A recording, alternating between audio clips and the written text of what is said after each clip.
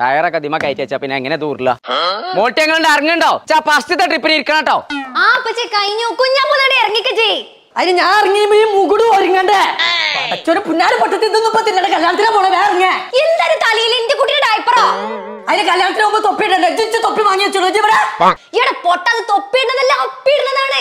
എത്രയാണെങ്കിൽ ആ തലമ കുടുങ്ങി പോയി പണിയൊക്കെ മര്യാദക്ക് ദൂരിക്കാനും പൊളിച്ചു.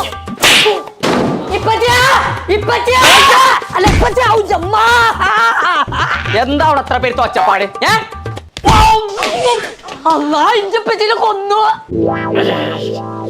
ഇമ്മേ തേങ്ങ മുണിഞ്ഞോ എന്നിട്ട് തേങ്ങ മുടിങ്ങേ മോട്ടി വേണം.